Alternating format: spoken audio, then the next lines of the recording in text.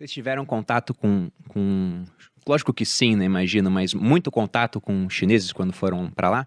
Para perguntar como é que funciona, por exemplo, o dia a dia. Porque tem coisas que, de certa forma, são inimagináveis para quem vive num país onde as redes sociais são totalmente liberadas.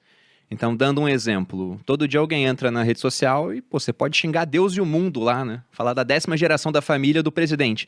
E nada acontece. Já na China, eu desconfio que não seja assim. Então, como que eles conseguem lidar com essa dualidade, onde você tem, ao mesmo tempo, em algumas áreas, principalmente, muita liberdade econômica. Eu fui procurar Hong Kong no ranking de liberdade econômica, que já teve lá em cima, agora eu não achei, né? E também a gente teve há pouquíssimo tempo a China retomando Hong Kong. Mas pegando a China como um todo, ela é o número 107 do ranking de liberdade econômica da Heritage Foundation. O Brasil é 143. Então a gente fala muito a China, mas eles são mais livres economicamente do que a gente. Só que liberdade econômica é apenas uma vertente. Você tem liberdade para agir, mas a liberdade de se expressar e de pensar coisas diferentes é meio restrita. Então como que eles lidam com isso? Então, isso é uma pergunta excelente. Eu estive em 2018, passei alguns meses no país para lançar a versão em chinês do meu último livro. Nossa. E isso foi muito interessante porque, primeiro, foi uma longuíssima negociação, porque é um livro que fala sobre o mundo cada vez mais chinacêntrico. Então, dá bastante ênfase, mas tem algumas partes nas quais eu falo que um dos problemas da China é que não atrai ainda da mesma maneira que, por exemplo, os Estados Unidos, né? Ou a Europa até, né? Eu vejo isso, atualmente cuido do nosso sistema de programa de intercâmbios. E a grande maioria dos alunos quer ir para a Europa, quer ir para os Estados Unidos, alguns querem ir para o Japão, poucos querem ir para a China justamente por essas questões. Os melhores querem ir para onde? Olha, depende. Hoje em dia tá tudo assim, tem alunos excelentes querendo ir para Espanha, Canadá, Nova Zelândia, Coreia do Sul. Não tem mais um país onde todo mundo quer ir, né? Mas, claro, eles perguntam, e aí, professor, como que eu faço para acessar meu Instagram, meu WhatsApp? E é preciso ter um VPN, e é preciso baixá-lo antes, é preciso tomar um pouco de cuidado.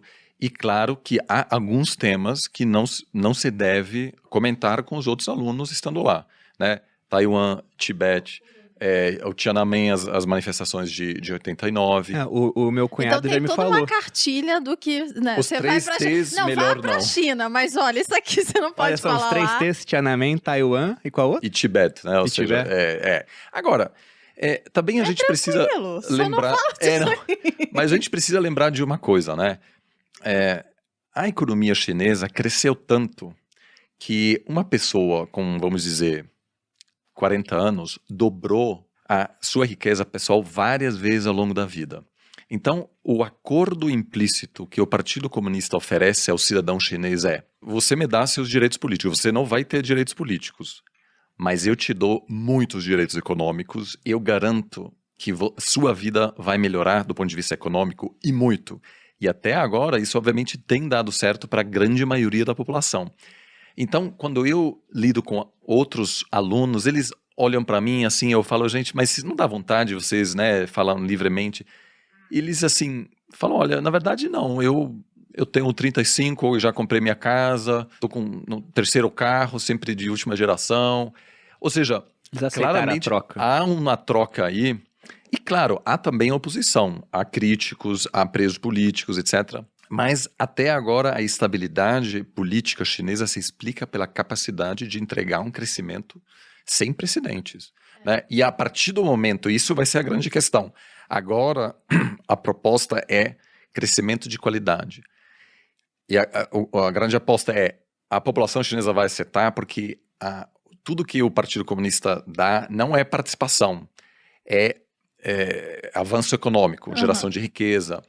Então, eu conheço alguns chineses da minha geração muito bem, ninguém até agora disse para mim, olha, eu espero muito que a China vai se democratizar. Eu, por exemplo, não acho que a China nos próximos anos vai passar por um processo de ruptura política, desde que o governo consiga entregar realmente o que está prometendo.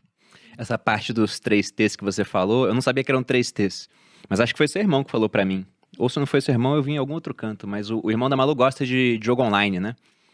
E tem muito chinês, eles lideram rankings de jogos online. E fala que para derrubar um chinês do jogo, basta digitar lá, Tiananmen Square, foi. o massacre da Praça da Paz Celestial, porque isso não é alguma coisa que, embora as pessoas lá devam saber que aconteceu, eles não dão ampla divulgação, o que estava acontecendo. E até um ponto interessante, a China conseguiu resistir quando vários outros países que tinham adotado o socialismo caíram.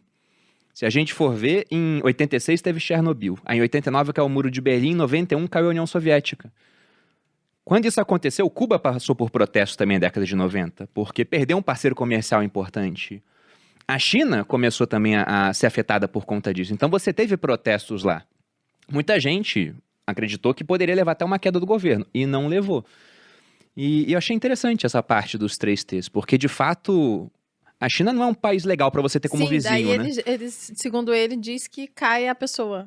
Eles tiram, eles tiram. A pessoa que tá jogando, eles tiram. Mas isso Aí mostra que a cai China não é um rede. país legal para se ter como vizinho, porque outro dia também tiveram escaramuças entre os indianos e os chineses em regiões fronteiriças.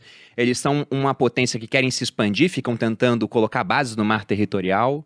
Na verdade, só brevemente sobre o aspecto geopolítico, a China é uma potência que tem um potencial de não só se consolidar como uma potência regional, mas de superar, né, como a gente acabou de ouvir, os Estados Unidos. E de certa maneira é natural que uma potência com este potencial buscará se consolidar no seu entorno, né? Os Estados Unidos fez o mesmo 100 anos atrás nas Américas, inclusive no século XIX o presidente Monroe desenvolveu uma doutrina, a doutrina Monroe, dizendo ninguém mexe nas Américas, porque essa é o nosso quintal, que é um movimento típico de um país que tem ambições globais. Então, de certa maneira, o grande desafio chinês agora é vamos dizer, não necessariamente ocupando outros países, mas deixando bem claro que a China é que controla economicamente a Ásia e os Estados Unidos fará de tudo para fortalecer os vizinhos da China, Índia, Japão, Coreia do Sul, para não permitir que a China possa expandir. E essa também é uma das razões pela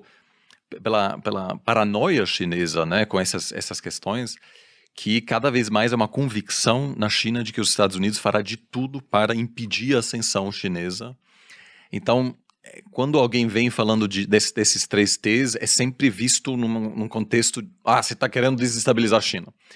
Então, isso também vai piorar. Eu acho que a piora na relação entre Estados Unidos e China está apenas começando e vai ter grandes consequências também para o mercado financeiro.